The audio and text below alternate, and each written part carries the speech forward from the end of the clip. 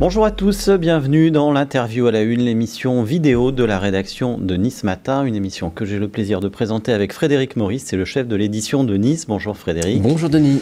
Notre invité aujourd'hui, David Nakache, président de l'association Tous Citoyens. Bonjour David Nakache, bonjour. Bienvenue sur ce plateau. David Nakache, des mouvements de grève ont démarré ou sont annoncés pour les prochains jours. Les agriculteurs reprennent leur mouvement lundi et jeudi. On a appris que les syndicats de la fonction publique appellent à une journée de grève le 5 décembre. Est-ce que vous sentez monter une colère sociale dans le pays ? Il y a une réelle colère sociale pour des raisons différentes. Au niveau de la crise des agriculteurs, on a les accords Mercosur qui sont des accords européens qui vont léser les agriculteurs français et européens qui sont en cours d'être passés.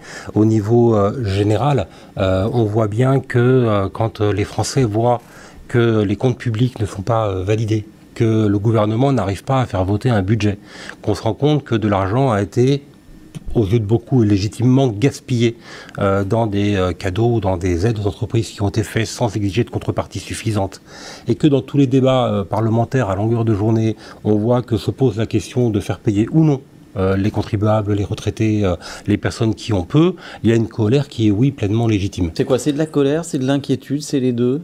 Les deux, il y a une grande inquiétude. On est dans une période d'instabilité. Vous savez, la dissolution a perturbé beaucoup les Françaises et les Français. C'était le moment où on allait être en vacances d'été, les gens se préparaient, on sortait des élections européennes, les gens s'intéressent à la chose publique parce que contrairement à ce que l'on dit, les Français sont politisés ou s'intéressent réellement à la politique. D'ailleurs, il y a eu un taux de participation législative qui était très important.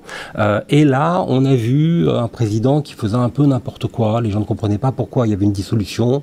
Ils ont suivi l'élan derrière le Front républicain et massivement les gens sont allés voter, y compris des personnes qui d'habitude ne vont pas voter.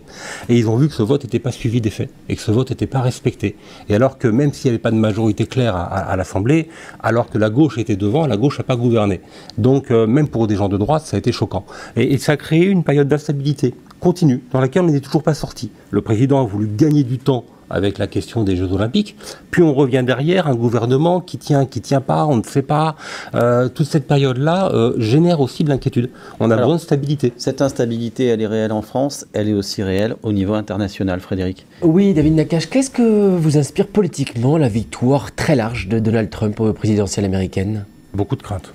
Beaucoup de craintes pour les Américains eux-mêmes, parce qu'il va y avoir une régression dans les droits sociaux, dans le statut des femmes, dans les expulsions de personnes migrantes, de clivages profonds au sein de la société américaine et d'inégalités qui vont s'accroître.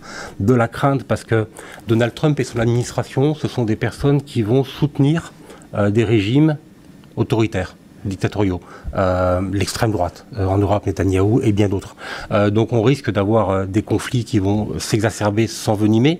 Donald Trump, c'est quelqu'un qui est plus partisan du droit du plus fort plutôt que du droit international. Là, on dit beaucoup de choses qu'on a l'habitude d'entendre. De façon prospective, qu'est-ce que ça vous inspire, vous, politiquement, en disant, voilà, l'État, aujourd'hui, d'une grande démocratie comme les États-Unis, c'est une capacité à porter au pouvoir quelqu'un comme lui.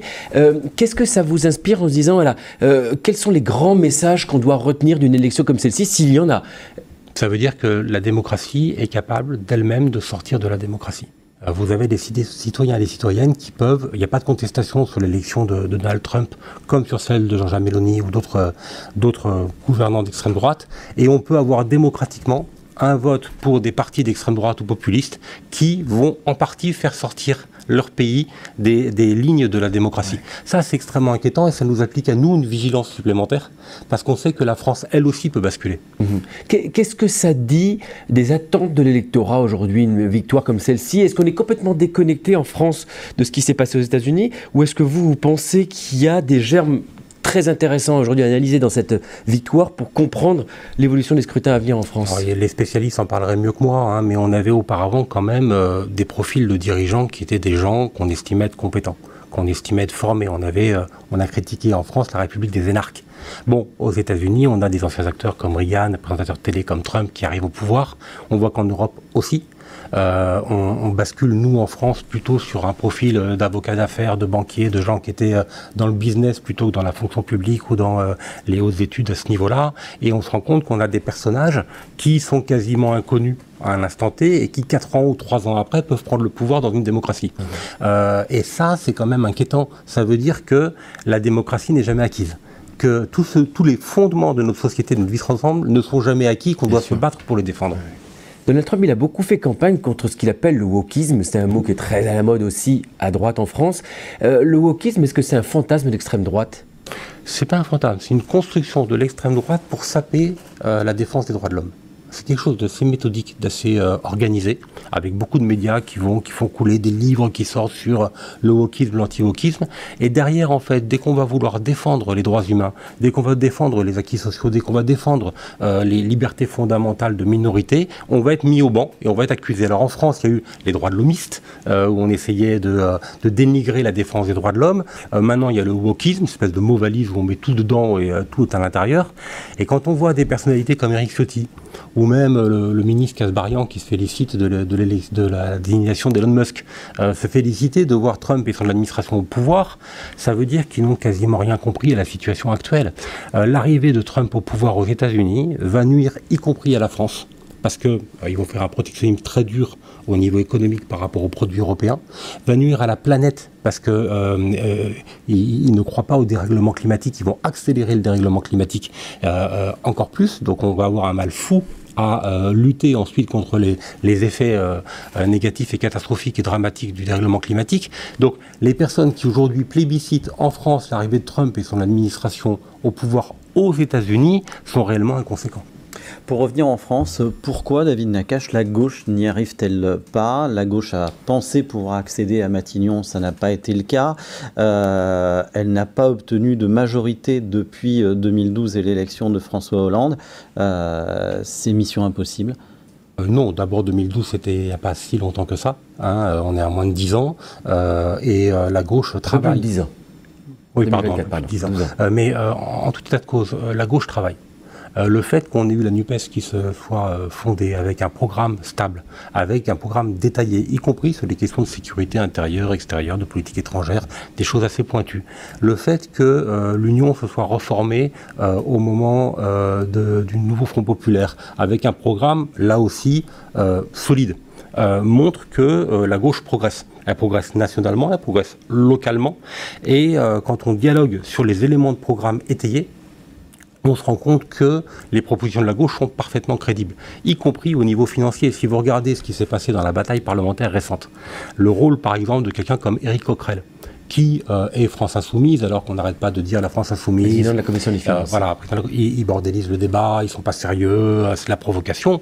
Non, il y a beaucoup d'amendements qui ont été votés par des macronistes, par des centristes, par même des personnes de droite.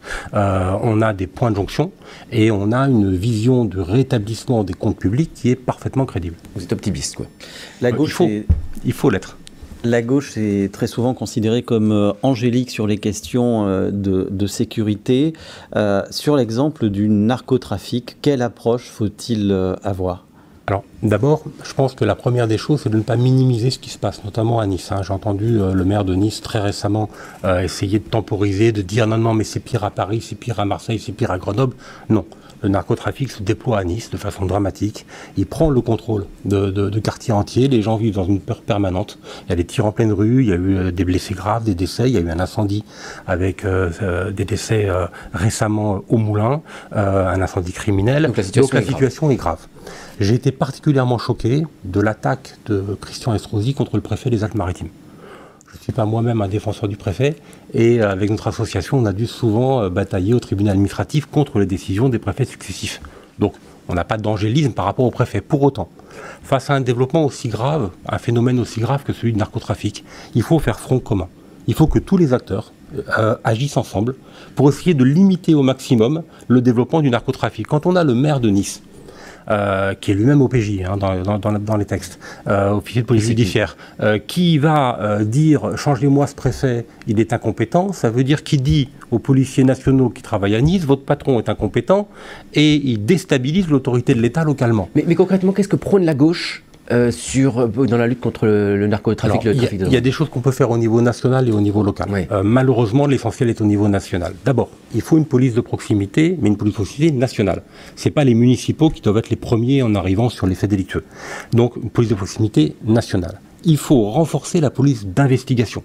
Depuis 8 à 9 ans, dans les budgets nationaux, on appauvrit la police judiciaire qui mène les investigations pour démanteler les réseaux, et on renforce la BAC ou les CRS, donc l'intervention pour le maintien de l'ordre, au détriment de l'investigation. Il faut impérativement redonner des moyens supplémentaires à la police judiciaire.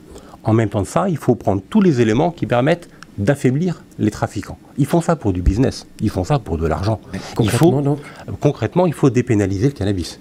Clairement, ça veut dire que si vous avez dans un secteur donné, alors que ce soit à Nice, Marseille, Grenoble, peu importe, mais 30%, 40%, voire 50% du trafic qui est lié au cannabis, et qu'on va dépénaliser le cannabis, on va leur retirer une partie de leurs revenus, une partie de leur business, et ça va les affaiblir. Et tout ce qui peut affaiblir les narcotrafiquants doit être mis en œuvre. Il faut réutiliser bien évidemment cet argent pour des questions de santé publique, pour accompagner les personnes qui sont en toxicomanie, parce que on parle toujours du narcotrafic sous l'aspect sécurité, mais jamais sur les conséquences par rapport aux consommateurs et par rapport aux personnes qui tombent dans la dépendance et par rapport à ça. C'est assez paradoxal de souligner ça et de prôner la légalisation du cannabis.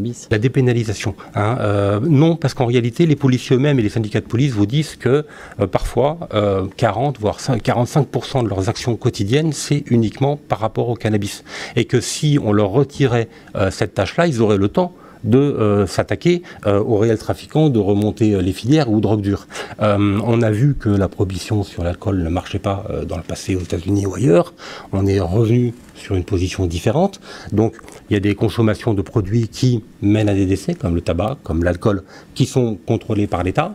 Le cannabis peut entrer dans ce giron-là pour laisser plus de temps et de moyens humains à la police pour lutter contre les drogues dures, et en même temps pour, entre guillemets, couper l'herbe sous le pied et retirer une partie de leur business aux narcotrafiquants. Et vous n'êtes pas pour davantage de répression contre la consommation, alors Il faut en mesurer les effets. Pour l'instant, il n'y a pas d'études, en tout cas moi je ne suis pas spécialiste de la question, mais je n'ai pas vu d'études qui démontraient que plus de répression sur les consommateurs faisait baisser la consommation réellement. La question du tarif, quand c'est dépénalisé, par exemple pour le tabac, quand on a augmenté le tabac, on a vu que ça avait réellement un rôle sur la baisse de la consommation.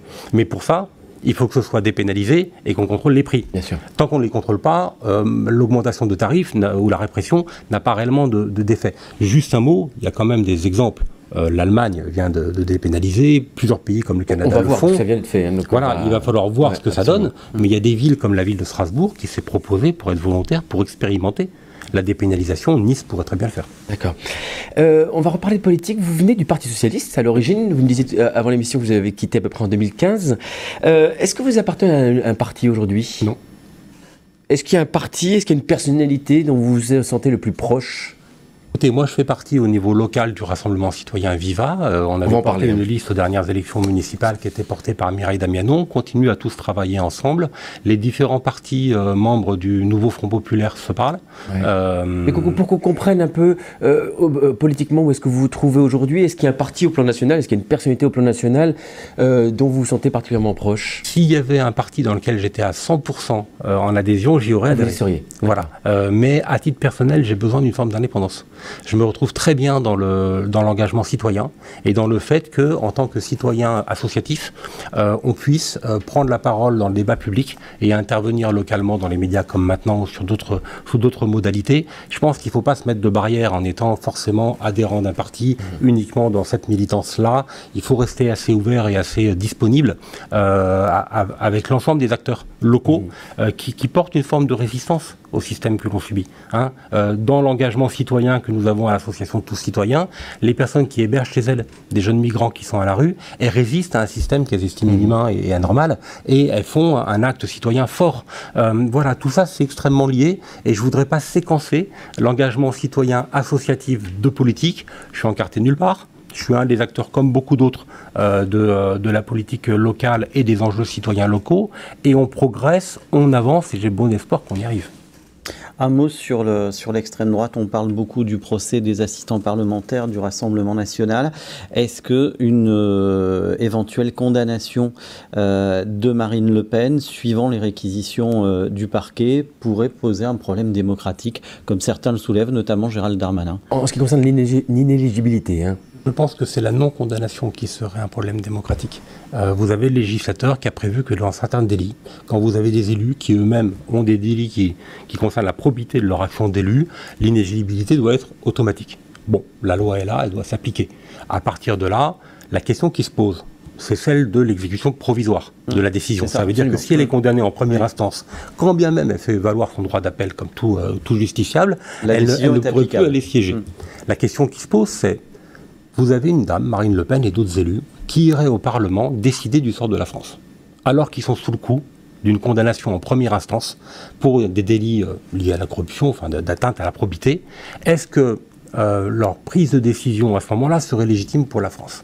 Le législateur a estimé que si on est condamné pour des faits d'atteinte à la probité en tant qu'élu, on a manqué à ses devoirs d'élu, alors qu'on a un devoir d'exemplarité en tant qu'élu, et que la loi est la même pour tous, on ne préside plus au destin de la France. On est suspendu de ses fonctions, et si jamais la condamnation est confirmée en appel ou en cassation, elle devient définitive. Donc vous trouvez ça logique? Moi, je trouve ça pleinement logique, et je pense qu'on ne lutte pas assez contre la corruption en France et dans les Alpes-Maritimes et à Nice en particulier.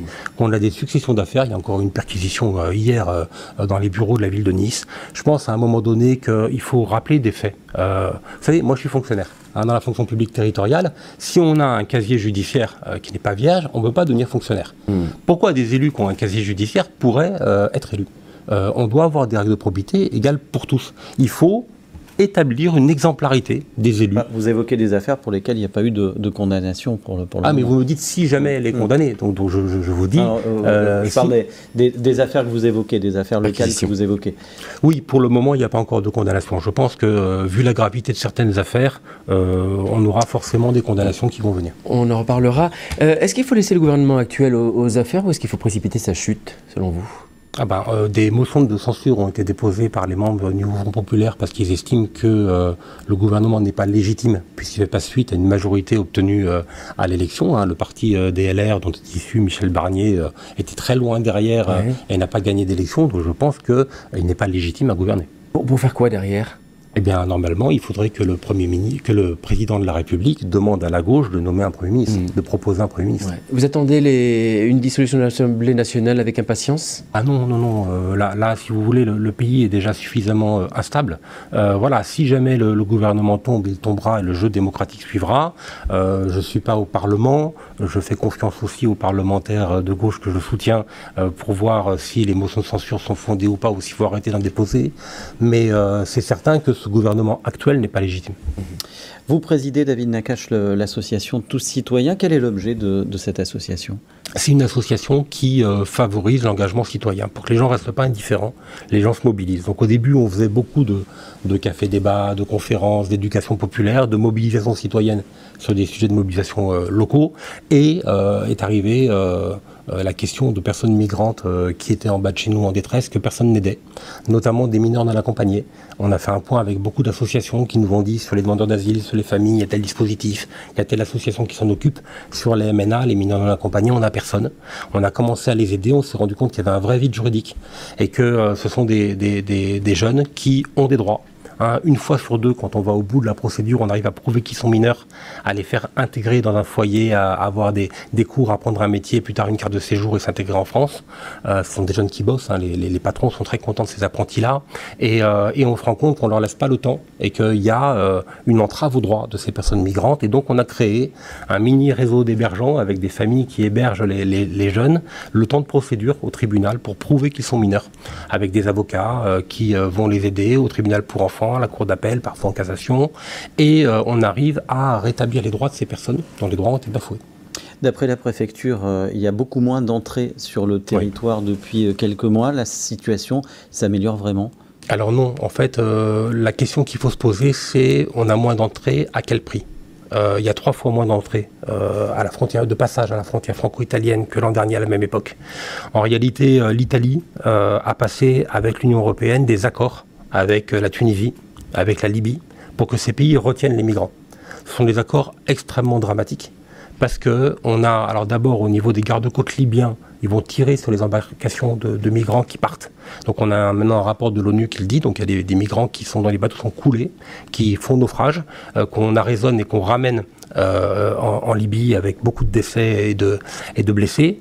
En Tunisie, on a des récits qui sont extrêmement inquiétants. Donc d'abord, la plupart du temps, les migrants partent de la ville de Sfax, ils sont raflés par les forces de l'ordre tunisiennes et ils sont déportés dans le désert libyen. On découvre des charniers, il y a des gens qui sont lâchés dans le désert et qu'on va dépouiller pour extorquer des fonds.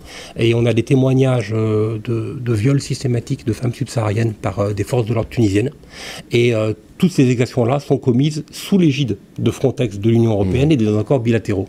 Et Michel Barnier, quand il est venu à Menton il y a quelques semaines, il a dit que la France allait passer le même type d'accord avec la Tunisie et avec la Libye. Donc on est extrêmement inquiet. On ne peut pas laisser commettre des exactions de ce type au nom de la France. Vous apparaissez comme une des chevilles ouvrières de Viva à Nice. D'abord, est-ce que vous pouvez nous rappeler ce que c'est que ce collectif qu'on a vu apparaître lors des élections municipales de 2020 ?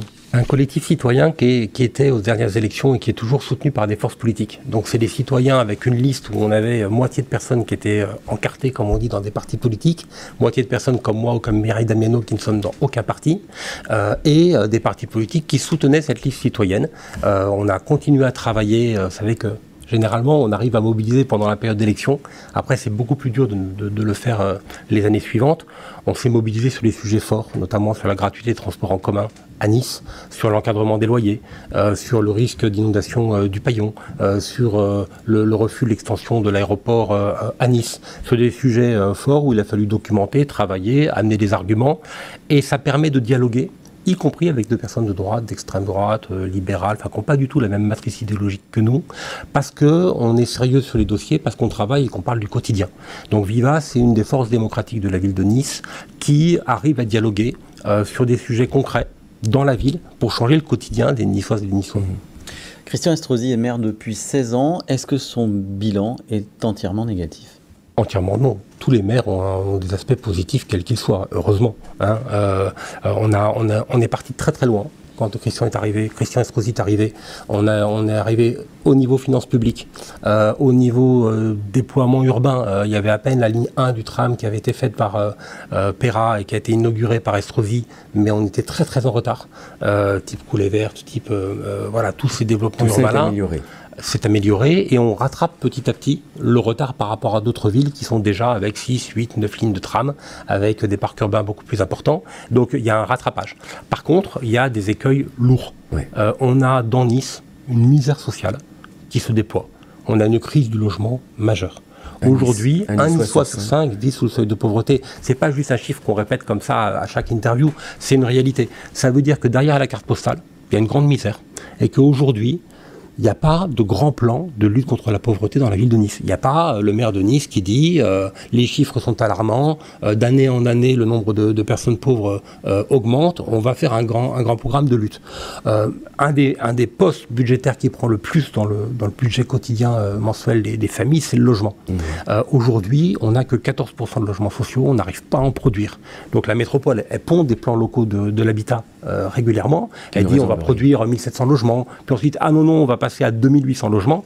Elle arrive à produire que 700-750 nouveaux logements par an, ce qui est largement insuffisant. Ça veut dire quoi? Il y a des familles à la rue, il y a des familles en squat, hébergées chez les voisins, les amis, la famille. Des enfants qui dorment dehors. Les places d'hébergement sont largement insuffisantes et le système est saturé. On a à peine 50 places d'hébergement pour les femmes SDF, qui sont une population très particulière, qui subissent beaucoup de violences et de violences sexuelles dans les rues de Nice, la nuit, qui ont très peur. Donc on est vraiment carencé en termes de dispositifs sociaux, d'urgence. Et il n'y a aucune place qui se libère dans le logement social, parce que les familles qui sont en logement social, qui devraient pouvoir en sortir pour libérer une place pour les personnes qui sont sans 15, elles ne peuvent pas parce que la marge du logement privé est beaucoup trop haute. Quand vous êtes en logement social avec une famille de 4 personnes, vous ne pouvez pas prendre un loyer dans le privé. Les loyers ne sont pas encadrés, la course folle continue. Il y a toujours une augmentation des loyers dans la ville de Nice et on n'a pas créé du logement social, très social, accessible pour ces familles en hébergement d'urgence, et ensuite du logement encadré à loyer modéré dans le privé, accessible pour les personnes qui sont en logement social. Donc tout est saturé, c'est une question de vase communicant. Et aujourd'hui, on a l'impression d'une forme d'inertie de la part du maire de Nice sur cette question. Une forme de déni de la majorité. Vous leur parlez de misère grandissante dans la ville, ils ne veulent pas entendre parler. Ils parlent de l'attractivité, de tel sommet, de tel événement, l'événementiel permanent. Alors on a le Tour de France, on a Ironman, on a ceci, on a ça. C'est très bien. Mais la misère des Niçois qui vivent dans la ville. Il n'y a pas de ruissellement, quoi. Hein. Il n'y a pas de ruissellement là non plus. Ah non, il n'y a pas de ruissellement, mais surtout là, on a une inertie complète sur plusieurs mandats en matière de dispositifs sociaux. Et là, c'est très grave. Si Éric Ciotti était élu maire de Nice en 2026, ça serait pire? Je pense. Alors, si vous voulez, c'est difficile à dire, parce qu'entre la droite extrême de Christian Estrosi et l'extrême droite d'Éric Ciotti, il n'y a qu'une différence de degré, il n'y a pas de différence de nature. Hein. On est sur un continuum de droite extrême et d'extrême droite. On a vu que quand Éric Ciotti était à la tête du département, sa première motivation, c'était d'aller traquer les bénéficiaires du RSA, qui étaient tous supposés des fraudeurs potentiels, plutôt que de les aider. Donc en matière de dispositif social, on a plus un Éric Ciotti qui voulait traquer les méchants fraudeurs du RSA. De l'autre côté, on a un Christian Estrosi qui va traquer les SDF, et dès qu'il y a un camp de migrants au port, on va le démanteler. Un camp de migrants vers la préfecture, on va le démanteler. Les gens se cachent, ils ne savent plus où se mettre. Ils se réfugient devant une église, l'église du Vœu. Là aussi, il faut les traquer pour les chasser. Et quand, de guerre lasse, les personnes, à force d'être traquées par les policiers municipaux et les attaques du maire de Nice, se mettent sous les douves du paillon, on se rend compte qu'ils se mettent en danger. S'il y a une inondation, s'il y a une augmentation des eaux, ils sont en danger. L'alternative possible en 2026, ça peut être la gauche. Toutes les sensibilités de gauche à Nice appellent à l'union. Je sais que c'est votre cas aussi. La concrétisation a-t-elle vraiment commencé? C'est-à-dire, est-ce que vous travaillez ensemble pour y arriver? Alors déjà, on n'a personne à gauche qui se dit opposé à une liste commune au municipal. C'est un premier pas. On a eu beaucoup de déclarations et de communiqués de presse des différentes forces politiques qui ont appelé à l'union.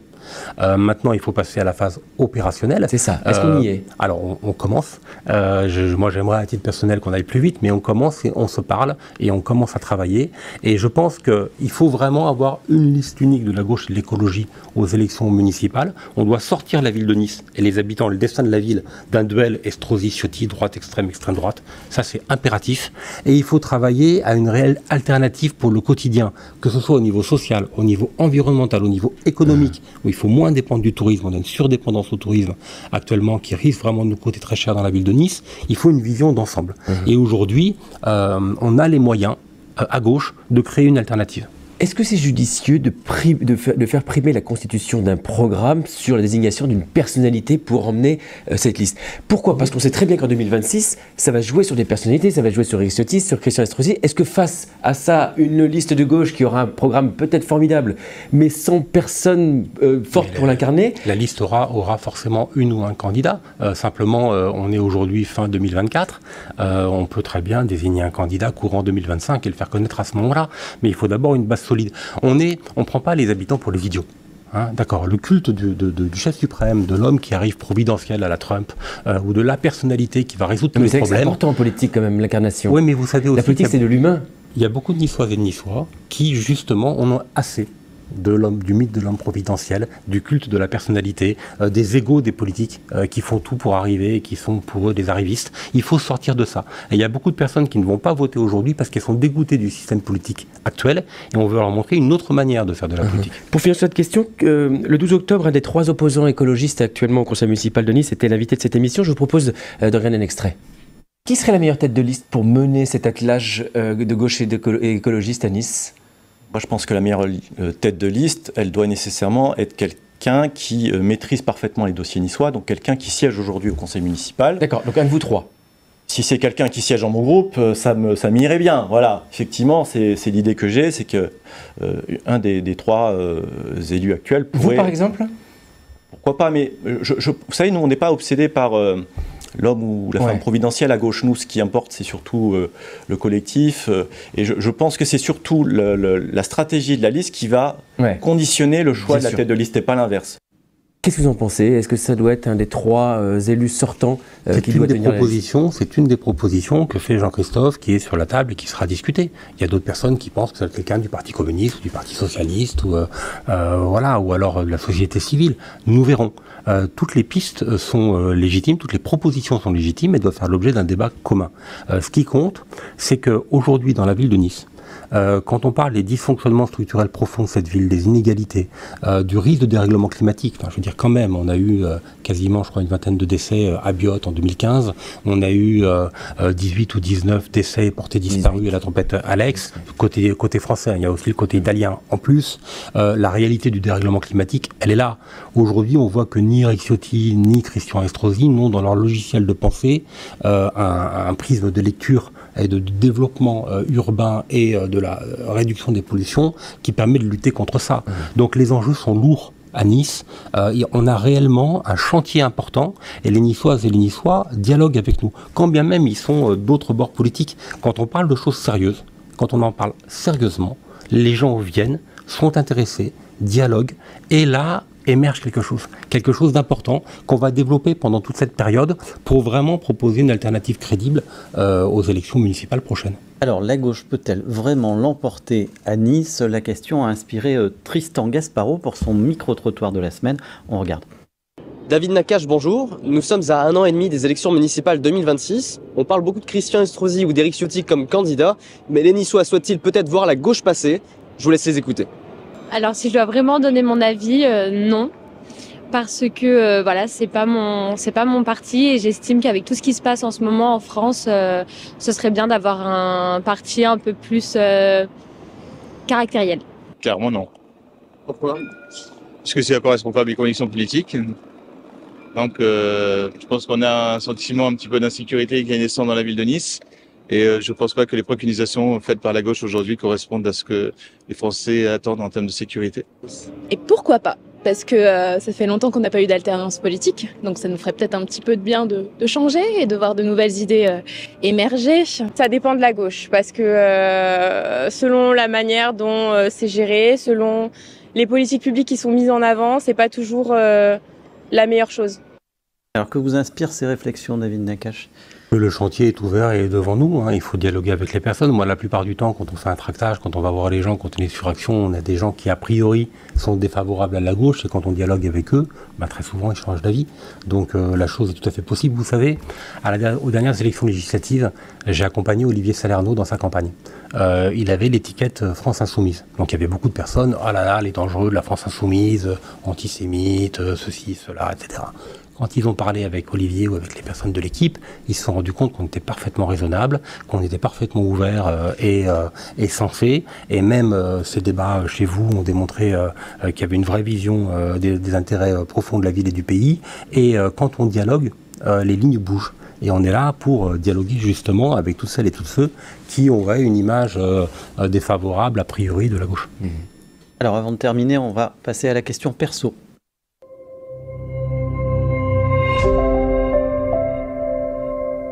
Frédéric Maurice. David Nakache, vous ne cachez pas être issu d'une famille juive, je ne sais pas si vous êtes pratiquant ou pas, ça ne me regarde pas. Est-il injuste selon vous d'accuser la France insoumise de souffler sur les braises de l'antisémitisme?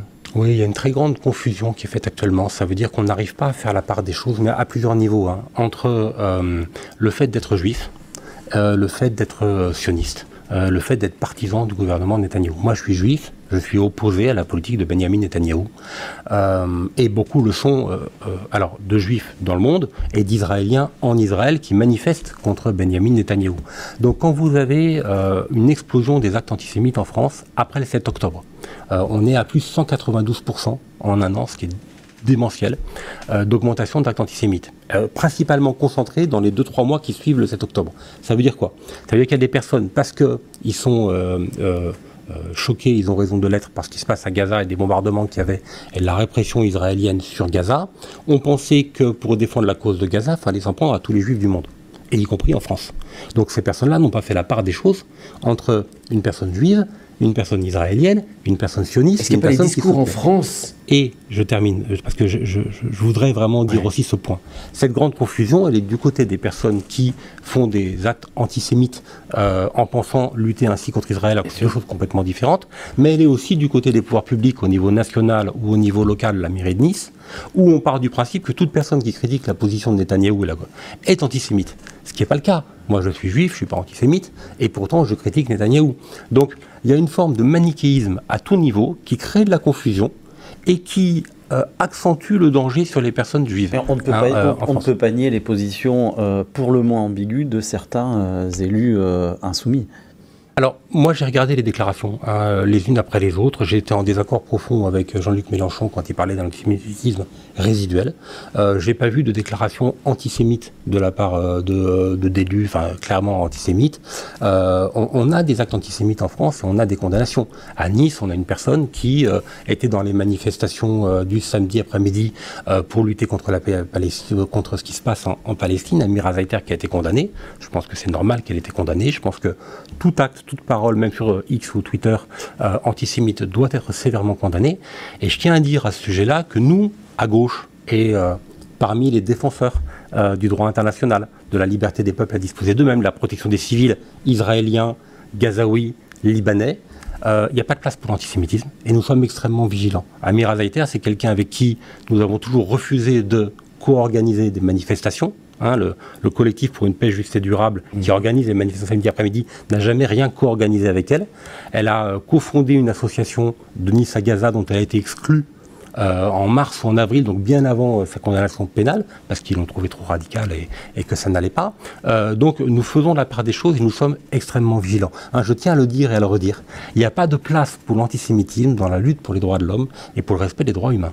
C'est très clair. Merci beaucoup David Nakache, merci Frédéric, merci à tous de nous avoir suivis. Merci à Sophie Doncé et Philippe Bertini pour la réalisation de cette émission, à Christelle Benjamin pour sa préparation. On se retrouve la semaine prochaine pour un nouveau rendez-vous de l'interview à la une. Bonne journée à tous.